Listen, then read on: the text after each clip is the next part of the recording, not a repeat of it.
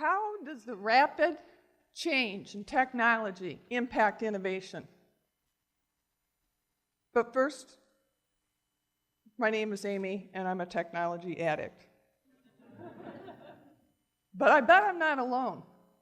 How many of you have a cell phone with you today?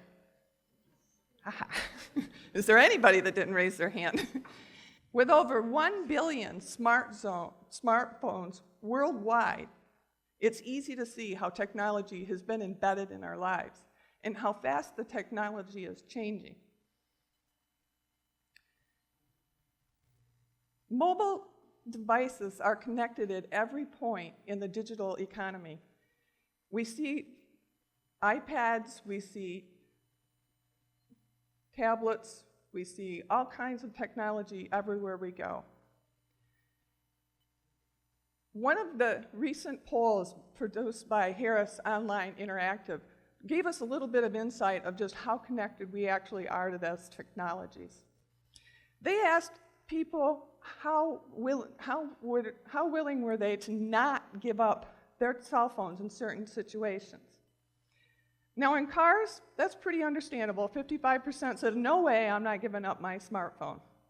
At the movies, 35%. In class, don't tell your professors, 32%. At church, 19%. But I found the stat about restrooms, 15%, very interesting. But it wasn't just the fact that somebody actually does take the phones to the restroom with them. What's important is that we have that piece of data. And that data is one of the largest, fastest growing sectors that's influencing innovation. Both the aggregation of data and the availability of data like we've never seen before. Data is now available where we actually can look at the user experience, where we can actually assess the human and the interface with technology. One example of data being used in a local professional sports arena, they gave all of their season ticket holders jackets. And embedded in the jacket is an RFID, or radio frequency identification. Now the purpose for doing that is so that when they wanted to go and get refreshments or to buy retail, then all they had to do was hold their jacket, hold their arm up, and they automatically would get the season discount. Well, that is great, and it increases the user experience for the season ticket holder, but what it also does is it gives the venue an opportunity to be able to do real-time pushes out to those seasonal people and be able to give them instant incentives and additional things that increase their value of their fan experience. But the other thing it does is it allows them to collect data. It allows them to collect that data and take a look at what are their buying preferences, what are their buying frequencies, and then customize their loyalty program so it increases the value of them being season ticket holders and makes them want to continue to be with them. Now, in some cases, the data is the innovation. And one of our local startups, Munetrix, actually aggregates data, all of the data throughout the state that is important to local units of government. Then through a series of patented algorithms, they manipulate that data and they put it together in a scorecard or a dashboard. And the local unit of government is able to use that dashboard to make decisions. They also use that dashboard to get the revenue sharing from the state of Michigan. They also use that dashboard to inform their public of what they're doing and what the health of their community is. But one of the other true benefits of that system is that it lets one local unit of government and another actually talk to each other.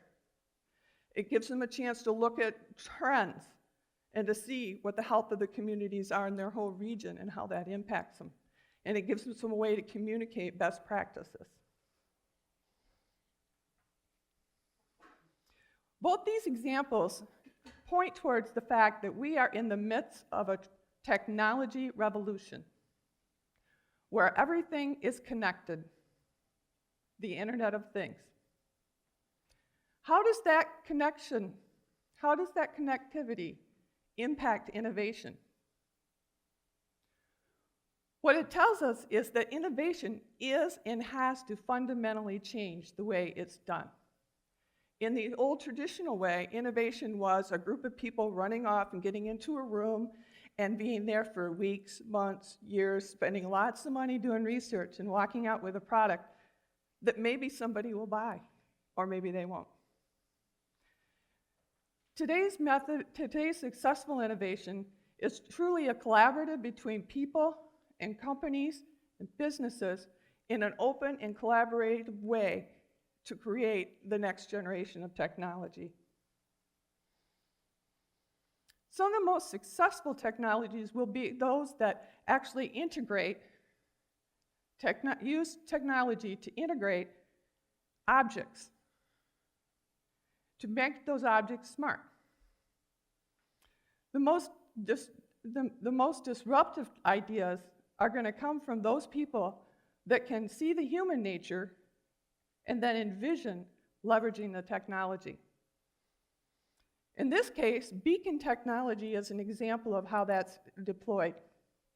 Beacons are put throughout an entire arena. It could be this room.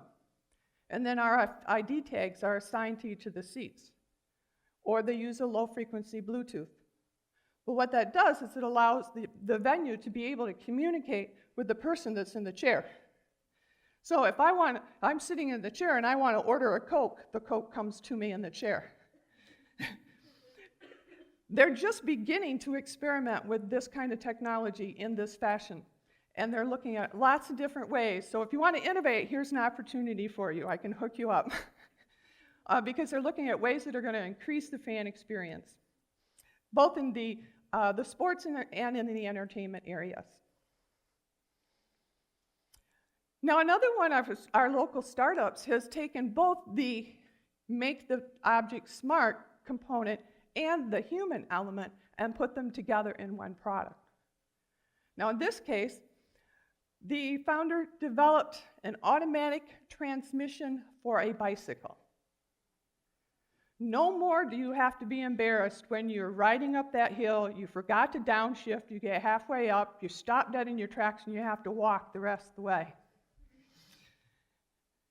Because the bike understands what you're trying to do, and it does the work for you. It makes sure that it shifts at the right times so that you're going to get a comfortable ride. But the founder wanted to do something more. So he teamed up with some other inventors, and they used Bluetooth technology to synchronize communication with the smartphone so you actually can program the type of ride that you'd like.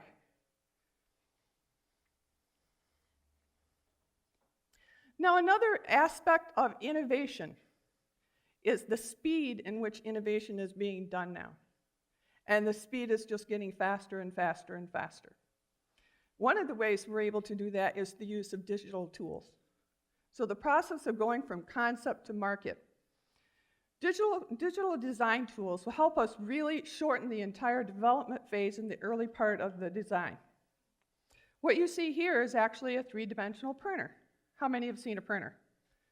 How many have been upstairs? We have one up there. Now, they're lots of fun to see them make those little parts. But what we're really doing with it when it comes to innovation is you can make a part and get it near production prototype. What that does is that gives you the ability to test it, validate it, look at it, see if it fits, see if you need to make some changes, because no innovation goes out in version 1, does it? So it allows you to do all that before you invest in expensive tooling or before you set up a whole manufacturing process. You're able to go through some of those areas, so it shortens that whole development phase. In addition, you can even test packaging. You can make blister packs in the 3D printer, put them on, see if they fit. Maybe you don't like the looks of them. So it lets you really do some of that fly specking early on in the program in very condensed time frames. As a result, companies are finding they can do more innovation faster and easier.